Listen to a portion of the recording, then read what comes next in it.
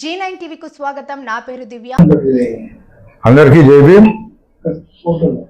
ముఖ్యంగా ఈ మీడియా సమావేశం జరపడానికి ముఖ్య ఉద్దేశం ఏంటంటే, మొన్న రీసెంట్గా కూడా ఈ విషయం పైన మేము ప్రెస్ మీట్ పెట్టడం జరిగింది.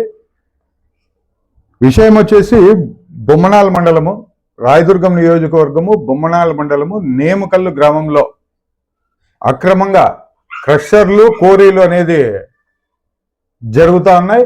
ఈ విషయమై అనేక సార్లు మేము కంప్లైంట్ చేయడం జరిగింది. ప్రెస్ మీట్ ద్వారా కూడా అధికారులకి తెలియజేయడం జరిగింది.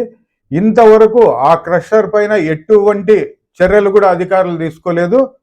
అందుకు ఇక్కడున్న అధికారులు ఎందుకు తీసుకోలేదు అనేది మేము బహుజన్ సమాజ్ పార్టీ తరఫున అడుగుతున్నాం. కాబట్టి ఇంతవరకు తీసుకోలేదు కాబట్టి మేము చంద్రబాబు నాయుడు గారికి ఇక్కడి నుంచి బహుజన్ సమాజ్ పార్టీ నుంచి మేము కంప్లైంట్ చేయడం అనేది జరుగుతుంది చంద్రబాబు నాయుడు గారికి.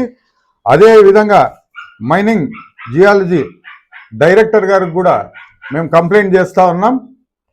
లోకేష్ గారికి కూడా కంప్లైంట్ చేస్తున్నాం ఈ విషయం పైన.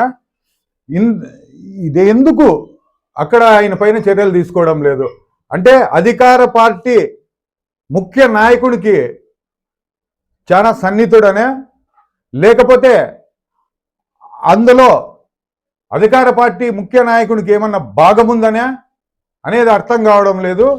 ఈయన కూడా పదే పదే చాలామందితో చంద్రబాబు నాయుడు గారు మా బంధువు అని, చంద్రబాబు నాయుడు గారు మాకు తమ్ముడు అవుతాడని ఈ విధంగా చెప్పుకుంటూ అక్కడ ఈ అక్రమ కోరీలు అనేది నడుపుతా ఉన్నాడు.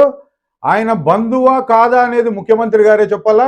ఈ కంప్లైంట్ ముఖ్యమంత్రి గారికి మేము పంపుతా ఉన్నాము, ఈరోజే పంపుతా ఉన్నాము. దీనిపైన మీరు చర్యలు తీసుకోకపోతే బహుజన్ సమాజ్ పార్టీ దీనిపైన గ్రీన్ ట్రిబ్యునల్కి పోతుంది, హైకోర్టులో కూడా కేసు వేస్తామని చెప్పేసి కూడా మేము తెలియజేస్తున్నాం.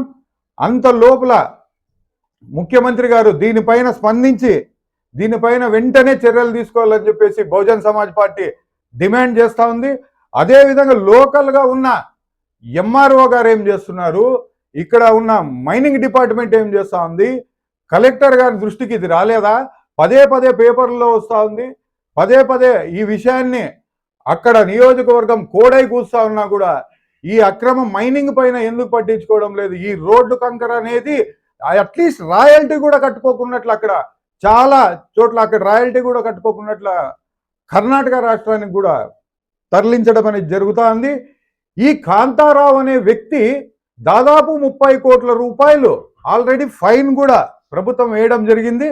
దీనికి కూడా ఒక్క రూపాయి కూడా ప్రభుత్వానికి చెల్లించిన బాధ్యత లేదని చెప్పేసి మేము తెలియజేస్తున్నాం. దీనిపైన మీరు ఎందుకు చర్యలు తీసుకోవడం లేదు? ఇప్పటికైనా ముఖ్యమంత్రి గారు దీనిపైన చర్యలు తీసుకోవాలని చెప్పేసి మేము డిమాండ్ చేస్తూ